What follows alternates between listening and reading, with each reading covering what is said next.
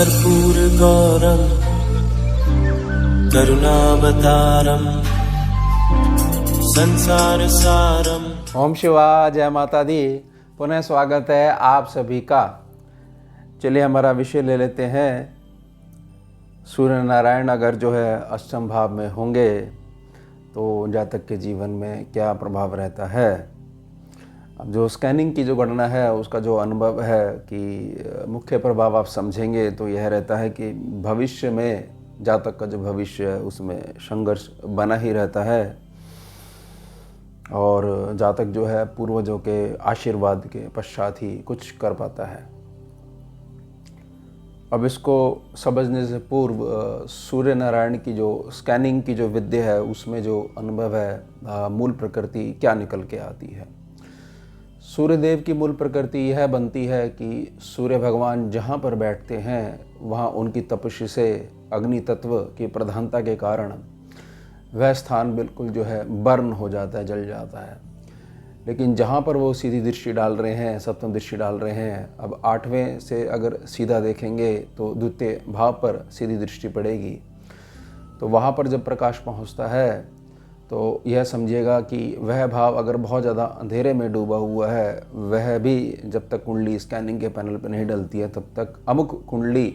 या अमुक जातक की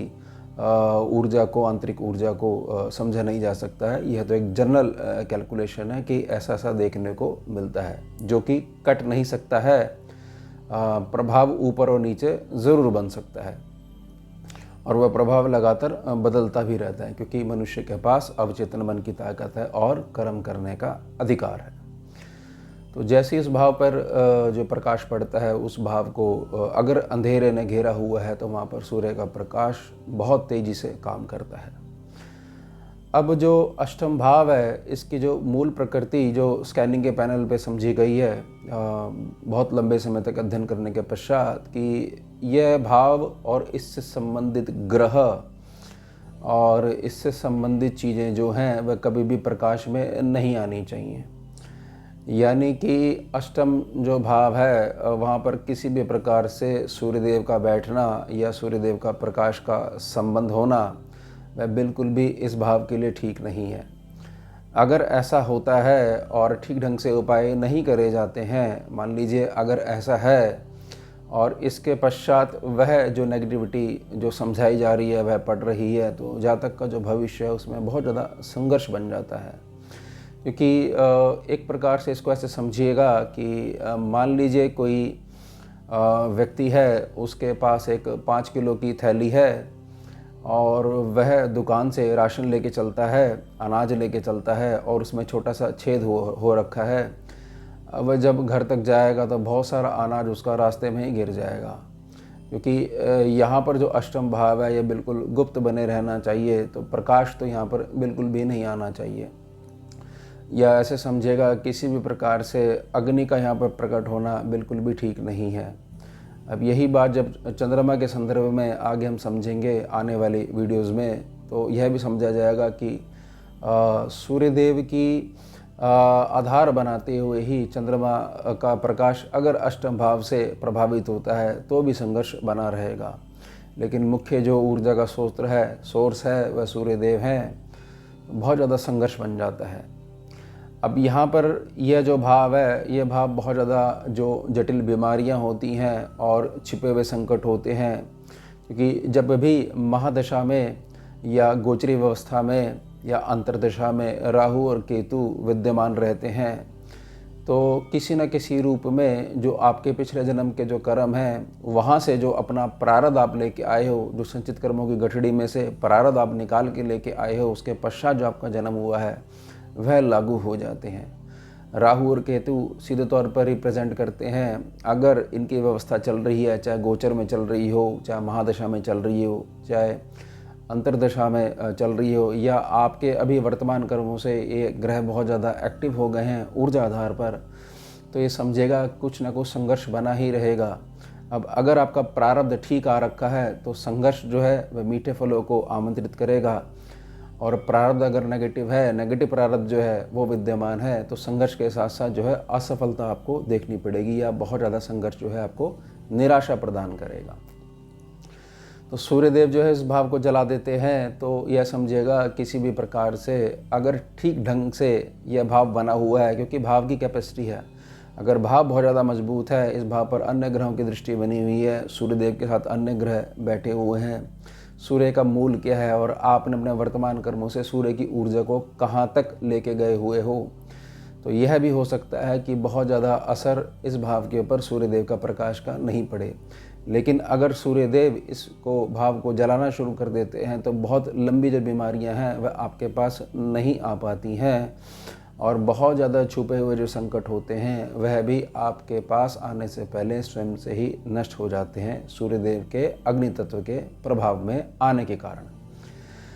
अब इसमें जो दूसरा भाव है, दूसरे भाव को हमेशा स्कैनिंग के पैनल में जब भी पितरों को समझा जाता है या आपके कुटुंब को समझा जाता है, जो कि आपका जो प्रत्यक्ष परिवार है उससे थोड़ा सा अलग बना रहता है, यानी कि पूरा जो आपका कुल है उसको समझा जाता है, तो यहाँ पर जब भी सूर्यदेव का प्रकाश पड़ता है तो यह देखा जाएगा कि आत्मा का स्थान या आत्मा का भाव जो अमुक जातक है वह कहाँ तक लेके जो है पहुँचा हुआ है, यानी कि जातक जो है जो भी कार्य करता है उसमें उसकी भावना कितनी उच्च की बनी रहती है। अगर यहाँ भावना बहुत ज़्यादा ऐसी बनी रहेगी कि मुझे तो सिर्फ मेरा ही देखना है, तो उससे जो आने वाली जो कमाई है वह सीधे तौर पर आपका जो पूर्वज है जो कि उच्च पद को प्राप्त हो रखा है वह नीचे आना शुरू कर देगा। इसको बात को ध्यान रखिएगा, यानी जो मूल जो है स्वादिष्ठान जो चक्र है वहाँ से जब वो ऊपर चला जा चुका है तो आपके ही कर्मों की कमाई को वह खाता है और वही आशीर्वाद आपको देता है, वो नीचे आना शुरू कर देगा। लेकिन अष्टम के सूर्यदेव अगर बैठे हुए हैं और जहाँ तक बहुत ज़्यादा धर्म में विश्वास रखता है, सही मार्गों को चुनता है, बहुत ज़्यादा ऐसे नहीं भागता है कि हमारे को क्विक मनी बनानी है और हमारे को सिर्फ अपना देखना है, इसमें कुछ भी गलत नहीं है, ज़बरदस्ती जो अंतर्मन की जो आवाज़ है उसको दबाने का प्रयास करता है तो पूर्वजों से आने वाली ऊर्जा उस तक कभी पहुंच नहीं पाएगी, या जो है वह स्वयं अपने ही कर्मों से अपने पास जो पूर्वजों की ऊर्जा आ रही है, पितृपक्ष अगर बने हुए हैं, वैसे दोनों अलग होते हैं, पूर्वज बिल्कुल अलग होते हैं, पितृ बिल्कुल अलग होते हैं, तो वो ऊर्जा जो है ख़राब होनी शुरू हो जाएगी। और जातक को यहाँ पर इस बात का बहुत ज़्यादा ध्यान रखना होगा कि अष्टम भाव के सूर्यदेव हैं और कर्म की प्रधानता, यानी जिससे आपका घर चलता है वह शनिदेव का कार्य अगर है, तो जातक को बहुत ज़्यादा ये मुख पे सत्य बोलने वाली जो खराब आदत है इससे बचना चाहिए और मंद मुस्कुराहट के साथ सामने वाले को डील करना आना चाहिए। अगर ऐसा नहीं होगा तो स्वयं आप अपनी वाणी से ही बहुत कुछ अपना खराब कर लोगे और लोग आपसे कटना शुरू हो जाएंगे, यानी कि आपका जो पॉजिटिव राहु है, जो आपका सोशल नेटवर्क है, वो आपसे बचना शुरू हो जाएगा और आप एक प्रकार के भ्रम में जियोगे कि सीधा बोलो और सुखी रहो। सत्य की परिभाषा का मतलब यह नहीं है कि आप हर अवस्था में आप सामने वाले को बहुत ज़्यादा सत्य का ज्ञान करवाओ, जबकि वो मीठी बात करने से भी संतुष्ट हो सकता है। और यह प्रकृति उन लोगों में बहुत देखी गई है कि जो इतना ज़्यादा ये सत्य का जो ज्ञान बांटते हैं, जब उनसे कोई ऊपर, उनसे भी तेज़ सूर्य वाला कोई आ जाता है और वो उनको बता देता है तुम्हारे अंदर एक कमी है, बहुत ज़्यादा उनको क्रोध आ जाता है। यानी जो ये जो खराब आदत है, ऐसे लोग स्वयं सत्य नहीं सुन सकते हैं। एक बहुत गंदी आदत इनके अंदर लगी हुई है कि जो है ऐसे बोलो और सुखी रहो। ये हृदय में जो शिव और शक्ति बैठे हुए हैं, अगर आप उनको विचार नहीं करते हो और बहुत ज़्यादा कटु शब्दों का प्रयोग करते हो और सिर्फ एक आधार बना के रखते हो कि मैं तो सत्य बोलता हूँ, सत्य बोलने में मैंने कोई पाप नहीं करा है, कोई अधर्म नहीं करा है, लेकिन सामने वाला की आत्मा आप इतनी ज़्यादा दुखा देते हो कि वह निराशा का भाव लेकर कई दिनों तक प्रभावित बना रहता है, आपसे बचता है, ये प्रकृति बिल्कुल भी ठीक नहीं है। तो ध्यान रखिएगा इस बात का। अब यहाँ समझना है कि अगर जो है भविष्य में बहुत ज़्यादा संघर्ष बना रहता है तो क्या करना है।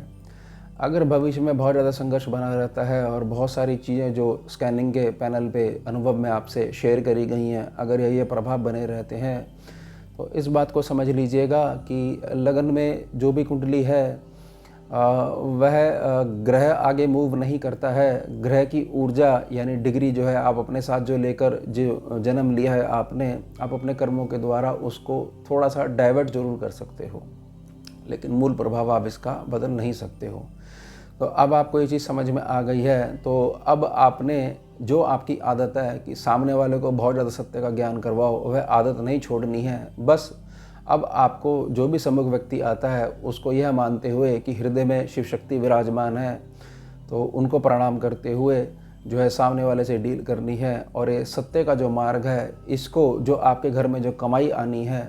वह उसमें आपने डाइवर्ट कर देना है। इस बात का ध्यान रखिएगा। यानी आपने कोई भी ऐसा काम नहीं करना है जिससे किसी भी प्राणी की जो है आत्मा दुखे, या कोई भी ऐसा काम नहीं करना है जो प्रशासन के अगेंस्ट में जाए और आप आराम से बैठ जाओ कि दुनिया कर रही है, वो भी तो आराम से बैठ के खा रहे हैं। तो यहाँ पर जो अष्टम भाव के सूर्य देव हैं, ये थोड़ा सा इसमें विषम प्रभाव दे सकते हैं। और साथ ही साथ यहाँ समझने की ज़रूरत है कि अन्य जो ग्रह हैं जैसे शनिदेव हो गए, बुध देव हो गए, देवगुरु बृहस्पति देव हो गए, अगर इनकी ऊर्जा कुंडली में ये कहीं भी बैठे हुए हैं, अगर ये बढ़नी शुरू हो जाएगी तो सूर्य देव की जो एक्स्ट्रा जो तपिश है, अगर वो इस भाव को जला रही है और भविष्य की सारी प्लानिंग ख़राब कर रही है, यानी कि जहाँ पर अंधेरा होना चाहिए वहाँ पर लगातार लाइट डल रही है और सबको पता लगता जा रहा है कि हमारी प्लानिंग क्या है, हमारे क्या प्रोसीजर रहते हैं और क्या क्या हमारी कहाँ कहाँ बात चल रही है, वो जो प्रकट नहीं होनी चाहिए अगर वो प्रकट हो रही है। तो ये जो 3 ग्रह हैं, बुध देव, शनिदेव और देवगुरु बृहस्पति देव, इनकी ऊर्जा अगर आप बढ़ा लेते हो तो अपने आप ही ऑटोमेटिक फ़िल्टर यहाँ पर सूर्यदेव पे लग जाएगा। अब सूर्यदेव किस हिसाब से काम करेंगे फ़िल्टर लगने के पश्चात, जो लंबी बीमारियाँ हैं और जो प्रारब्ध का बहुत ज़्यादा नेगेटिव हिस्सा है वह आपके ऊपर मानसिक तौर पर कार्य नहीं कर पाएगा। इस बात को ध्यान रखिएगा। यानी कि हमारे को यह समझना होता है और मूल यही बना रहता है कि जातक को कभी भी यह नहीं सोचना चाहिए कि मेरे ग्रह ऐसे हैं इसलिए मैं ऐसा हूँ। देखिए, अभी तक आपको कोई मार्गदर्शक नहीं मिला है, क्योंकि जब ईश्वर ने आपको बनाया है तो ईश्वर के सारे बच्चों से वह तो समान रूप से ही प्रेम करते हैं। यह तो आपके कर्मों का आधार बना हुआ है, यही प्रारब्ध है जो आप उसी ग्रह दशा में और इसी कुल में आए हो, इस शरीर आपको प्राप्त हुआ है। अब आपको इसको सबसे पहले स्वीकार करना है, अपने ग्रहों को भी स्वीकार करना है, और अब आगे जैसा आप चलते जाओगे ये ग्रह वैसे वैसे आपको प्रभाव देना शुरू कर देंगे। इस बात को ध्यान रखिएगा कि अगर कोई भी व्यवस्था ऐसी बनी हुई है जिसमें कोई भी मार्ग आपको नहीं मिल पा रहा है और यह अब आप मान चुके हो कि यह तो मेरे किस्मत में लिखा हुआ है, इसका बहुत सारे सॉल्यूशन करके देख लिए हैं, तो यानी यहाँ यह समझा जाएगा कि जो नेगेटिविटी जो बनी हुई है प्रारब्ध के द्वारा वह पूर्ण रूप से लागू है, यानी वह कर्म आपको भोगना ही पड़ेगा, हर हाल में भोगना ही पड़ेगा। लेकिन स्कैनिंग का अनुभव यह बताता है कि जब 11 वर्ष निकल जाते हैं तो कोई भी जो प्रारब्ध है वह धीरे धीरे कम होना शुरू हो जाता है। और साथ में वर्तमान में अगर आप स्वीकार लेते हो कि हाँ यह किसी जन्म का है, यह बना हुआ है, तो मैं इसको स्वीकार करता हूँ, लेकिन अब मैं इस बात से पूर्णतः अवगत हूँ कि वर्तमान में मेरी दृष्टि केवल धर्म के मार्ग पे बनी रहेगी, मैं बिल्कुल सीधा चलूँगा, कर्मों को सही रखूँगा, फिर आगे कभी निकट भविष्य में मुझे ये समस्याएं छू नहीं पाएंगी। और ध्यान रखिएगा, यहाँ पर मैंने पूर्वजों के आशीर्वाद के लिए प्रार्थना करी गई है। अब पूर्वज जो आपका शरीर से नहीं है, वह जो ऊर्जा है वह एक बैंक बैलेंस की तरह काम करती है। आप जो भी कर्म करते हो, जैसे अपने घर में ऊर्जा रखते हो, वही ऊर्जा का पान वह स्वयं करते हैं, और जो ऊर्जा वह ग्रहण करते हैं उससे ही उनको उच्च पद प्राप्त होते हैं, या उच्च पदों से वे नीचे भी आ सकते हैं, पुनः जो है अधोगति में जा सकते हैं। और उनके पास जो ऊर्जा होगी, जब आप उनको याद करोगे तो वे वश रहेंगे वही ऊर्जा देने के लिए। इसलिए सबसे पहले ये अष्टम और द्वितीय भाव में अगर सूर्य देव का संबंध बन रहा है, इस बात को समझ जाइएगा कि आपको हर प्रकार से अपने पूर्वजों को तारना ही तारना है। अगर आप इनको इग्नोर करके छोटे मोटे ये ग्रहीय उपायों की तरफ भागने लग जाओगे या व्यर्थ की पूजा पाठ में लग जाओगे, तो इसको ऐसे ही समझिएगा कि आपके घर में माता पिता बैठे हुए हैं, जीवित आपके भगवान बैठे हुए हैं, और आप उनका हृदय दिखाकर एक माला लेके बैठ गए हो, सिद्ध गुरु के पास चले गए हो और आपको लगता है स्वयं महादेव आके आपको आशीर्वाद दे जाएंगे। कोई कहीं नहीं आने वाला है, घर से ही चैरिटी की शुरुआत होती है। अगर आप इस पॉइंट्स को छोड़ देंगे तो बहुत ज़्यादा आगे नहीं चल पाएंगे, स्थिरता नहीं बनी रह सकती। लेकिन जो जातक अपने परिवार के मूल्यों को लेकर चलता है, अपने पूर्वजों को प्रणाम करता है, प्रतिदिन उनका धन्यवाद करता है, पितृपक्ष में जो अटके हुए पितर हैं उनकी मुक्ति के लिए, यानी कि उस योनि से मुक्ति के लिए प्रार्थना करता है, और जो भी अपना काम करता है वह यह ध्यान में रख के करता है कि ईश्वर देख रहा है और मैं तो देख ही रहा हूँ, मेरा मन हर समय नोट कर रहा है। और हमेशा इस बात के लिए बहुत ज़्यादा प्रयास करता है कि उसके घर में जो छोटे छोटे बच्चे हैं वह हमेशा जो सात्विक जो कमाई है उसकी ही रोटी खाएं। तो यह जातक जो है यह हमेशा प्रसन्न ही बना रहता है, क्योंकि यह संतुष्टि का जो बीज है उसको रोप कर और वृक्ष बनाना सीख जाता है। इसके अभाव में व्यक्ति जो है, क्योंकि युग ऐसा चल रहा है, परेशानी बना रहता है किस चीज़ से, क्योंकि उसको संतुष्टि नहीं हो पाती है। ध्यान रखिए इन सभी बातों का, और ये बिल्कुल जनरल कैलकुलेशंस हैं। अभी केवल यह समझा गया कि सूर्यदेव अगर यहाँ बैठे हुए हैं तो यह प्रभाव पड़ता है, क्योंकि सूर्यदेव की मूल प्रकृति है, भाव को जलाएंगे और जहाँ देखेंगे वहाँ प्रकाश जाएगा। अब जब तक किसी की निजी कुंडली स्कैनिंग के पैनल पर नहीं डलती है तब तक पूर्ण रूप से जो है आकलन नहीं लगाया जा सकता है, उनको मार्गदर्शन या काउंसलिंग नहीं करी जा सकती है। तो यह हो गया हमारा विषय, सूर्य भगवान जो हैं, सूर्य नारायण जो हैं अष्टम भाव में क्या प्रभाव देते हैं। हम मिलते हैं आपसे अगले भाग में नए विषय के साथ। जुड़िए और जोड़िए। ओम शिवा, जय माता। भुजगेन्द्रहारं कर्पूरगौरं करुणावतारं